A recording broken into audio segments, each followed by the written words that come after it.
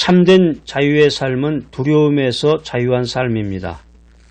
미국의 경제 대공황이 찾아오자 이 루즈벨트 대통령은 국민들에게 보내는 이 메시지를 통해서 이런 말을 했습니다. 국민 여러분, 우리가 이 순간 정말 두려워해야 할 것이 있다면 그것은 두려움 한 가지뿐입니다. 두려움 외에는 두려워할 것이 아무것도 없습니다. 루즈벨트 대통령 이야기가 나오니까 예전에 그 이승만 대통령 그 생각이 나네. 예전에는 지금은 이제 TV 시대이지만은 TV 인터넷 시대인데 넷플릭스도 보고 뭐 여러 가지 그런 시대가 됐지만 예전에는 이제 라디오만 듣게 됐죠. 그래가지고 초등학교 때 이제 라디오 틀면은 그 한국의 유명한 성우가 그 이승만 대통령 그 목소리로 해가지고 국민 여러분 뭐 이러면서 그 이야기했던 그 기억이 아직도 생생합니다. 우리가 인생 살아가면서 믿음 생활 가운데서 두려워해야 할 것은 우리의 삶이나 우리가 걱정하고 있는 그 문제가 아니라 두려움이라는 그 자체, 그 두려움이라는 그 자체라는 말입니다. 두려움 그 자체가 문제다. 두려움 자체가 두려워해야 될 것이라는 거죠.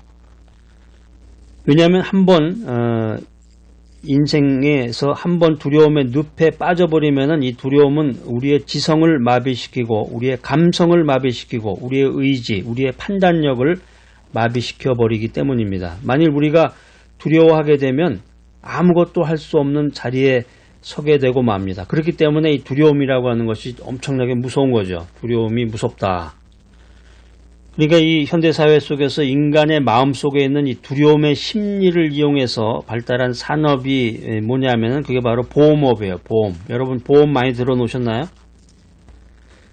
집을 잃을까 두려워서 주택보험을 들고, 그러니까 미국 같은 데도 보면은 이제 미국에는 전세라는 제도가 없고, 전세는 이제 한국에만 있는 제도인데, 미국에는 이제 주로 이제 월세, 렌트로 이제 하게 되는데, 그 렌트를 사는 사람들도 그 보험에 들게 됩니다.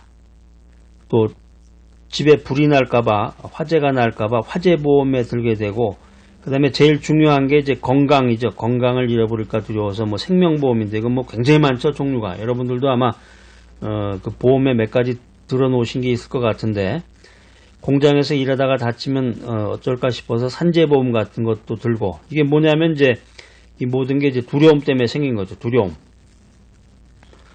축구 선수들은 이제 발이 생명이잖아요. 축구 선수들은 발에 이상이 생기거나 그러면은 선수로서의 생명을 잃게 되니까 발보험에 든다고 그래요. 발보험. 피아니스트들은 손가락이 생명이잖아요. 손가락 보험에 들고.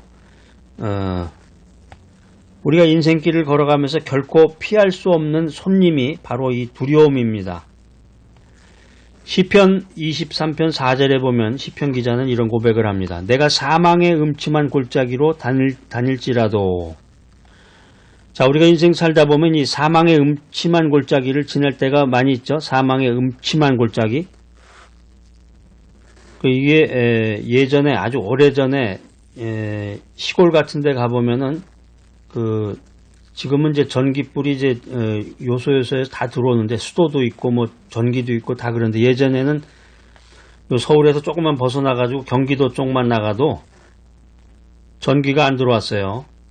제가 어렸을 때 친척이 양평에 살아가지고 양평 근처에 기차를 타고 가가지고 거기 시골에 거기서 이제 방학 때 머문 기억이 나는데, 지금은 보니까 그 양평 주변에 거기가 뭐 엄청나게 발전이 되어 있더라고요. 아주 무슨 쉽게 말하면 이제 전원주택단지 같이 해서 굉장히 발전이 되어 있었는데,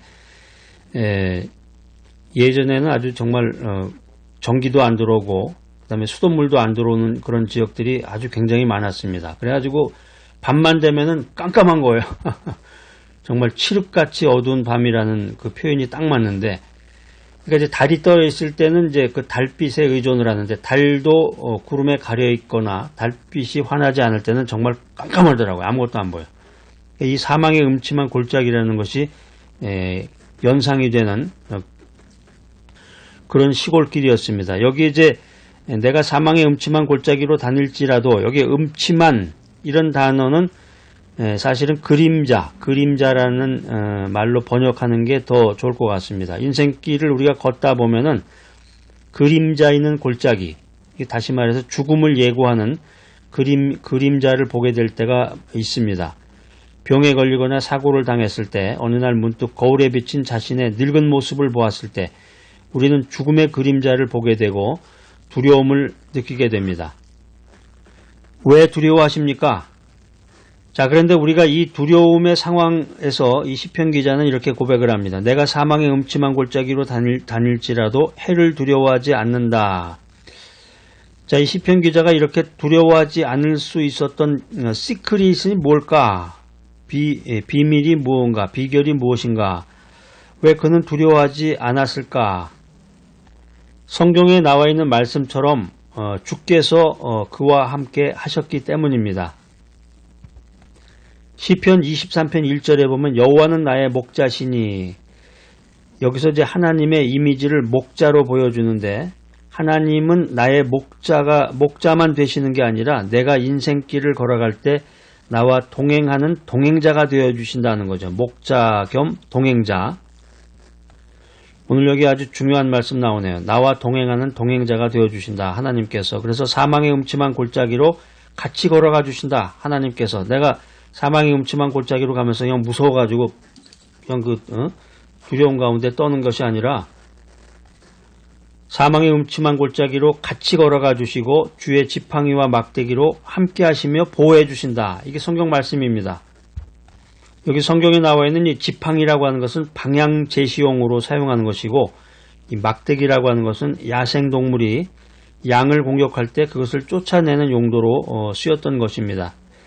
하나님은 우리에게 방향을 제시해 주시고 보호해 주고 위로해 주시는 분이십니다. 하나님은 원수에게서 우리를 지켜주십니다. 그러나 그 정도로 끝나는 것이 아니라 우리와 함께 하신다는 이 하나님의 프라미스, 하나님의 약속은 우리가 위험할 때 원수에게서 우리를 지켜주시는 정도에서 끝나지 않습니다. 시편 23편에 보면 계속해서 5절에 이런 5절에 나와 있는 그 말씀대로 원수의 목전에서 야 봐라, 이런 보란듯이 풍성한 식탁을 베풀어 주시고 우리의 잔을 넘치는 은혜로 채워주시는 분, 그분이 바로 우리의 목자 되신 하나님이십니다. 우리가 성경 연구하다 보면 이제 구약에 있는 내용을 이제 또 신약에서 해석을 해주는 그런 경우도 많습니다. 그래서 성경은 어떤 그 한 구절만을 딱 볼 것이 아니라 어떤 중요한 구절이 있으면 그 구절의 전후를 다 봐야 되고 그 장 전체를 보고 또 신약에 나와 있는 내용을 통해서 그 말씀의 깊이를 우리가 음미해야 됩니다. 시편 23편에 나와 있는 것처럼 우리 믿음의 크리스찬들의 삶이라고 하는 것은 예수님을 믿고 죄 용서함을 받아서 천국 가는 정도의 삶이 아닙니다. 그러니까 세상 사람들이 아주 잘 알아요. 성경에 대해서도 알고 예수가 누구냐 그러면 잘 알고 그러는데 한계가 있어, 한계. 우리 주변에 보면 그런 사람 많잖아요. 나 정말 법 없이도 살 수 있는 사람이야. 나 정말 도덕적으로 살아가는 사람이야. 너보다도 내가 더 깨끗하게 살아가는데 너 나 잘 믿어라. 그러면서 복음을 전할 때 예수님 믿고 복음을 받아들이라고 그럴 때 그런 얘기를 하는 사람들이 있는데, 우리 이 믿음의 사람들의 이 삶의 모습의 기본은 예수를 믿고 죄 용서함을 받아서 천국에 가는 건데 이게 다가 아니라는 얘기죠. 이게 다가 아니다. 이게 이제 신약에 보면 이 자세한 설명이 써져 있어요. 요한복음 10장 11절 빨리 찾아봐야지 하고서 도대체 어떤 말씀이 쓰여져 있길래 아주 궁금하기도 하고 너무너무 기대가 됩니다. 요한복음 쫙 열어가지고 10장 11절을 딱 보니까 제가 한번 읽어드릴게요. 나는 선한 목자라. 선한 목자는 양들을 위하여 목숨을 버린다. 야, 시편 23편에 그 목자가 여기 다시 나오네. 그런데 여기에는 아주 굉장히 구체적이네.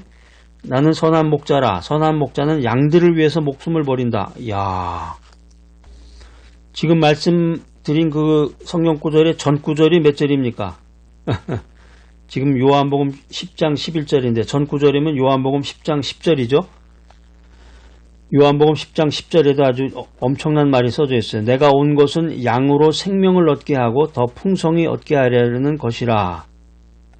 성경에 보면 모든 게 다 써져 있어요. 이거를 우리가 찾지를 못하고 해석을 못하니까 그냥 읽기에만 급급해가지고 성경 통독, 1년에 성경 몇 번 통독한다. 그래가지고 막 급하게 초스피드로 읽기에만 바쁘다 보니까 이게 무슨 말인지를 해석을 못해서 그렇지.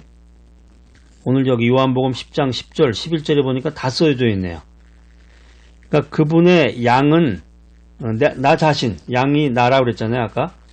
그분의 양은 생명만 얻는 것이 아니라 구원만 받는 게 아니라 풍성한 삶도 얻게 된다는 거죠. 성경에 써져 있잖아요, 이게. 시편 23편 아주 중요합니다. 이거 시편 23편 여러분들 기억날 때마다 시편 23편을 읽으시면 좋겠고, 나이 들어서는 이제 시편, 잠언, 전도서 이런 말씀 읽으면은 좀 이해가 되고 좀 더 이렇게 친숙하게 다가가기가 쉬울 것 같습니다. 시편 23편 5절 말씀을 평안더 버전으로 한번 제가 재밌게 한번 말씀드리겠습니다. 시편 23편 5절 말씀 이렇게 한번 밑줄 그어 놓으시고 큰 목소리로 한번 3번 읽으신 다음에 제가 들려드리는 재미있는 평안더 버전 한번 이렇게 참고해서 들으시면은 성경이 참 재밌을 거예요. 야, 이거 참 재밌다. 성경 말씀 재밌다. 친숙해지고 또 읽어봐야지. 자꾸 찾아봐야지. 이런 생각이 들 것 같아요. 자, 시편 23편 5절 평안더 버전. 보라오, 그 아구악적 같은 원수놈들이디, 그놈들 보란듯이 내 앞에다 고저 잔치상을 벌려주지 않았간, 고저 잔이 콸콸 넘치게 따라주시면서 고저 귀한 손님 대접하듯 하는 기야. 기리니끼니 그저 생각해보라오. 얼마나 이 속이 쉬어냈간. 긴데다가 야, 또 보라오. 기어이 한 번만 그러는 게 아니라야. 고저 평생 내 편이래, 고롬. 사랑하는 여러분, 선한 목자 되신 우리 주님이 인생길의 동행자가 되셔서 우리를 지켜주시고 우리를 보호해주시고 우리 인생을 축복으로 채워주시는데 두려워할 이유가 어디 있겠습니까? 자, 오늘 이 귀한 메시지 들으신 여러분들, 하나님이 내 인생길의 동행자가 되어주신다, 이 사실을 굳게 믿으시고 두려움에서 자유한 존재로 살아가는 귀하고 복된 여러분 모두가 되시기를 간절히 기대합니다.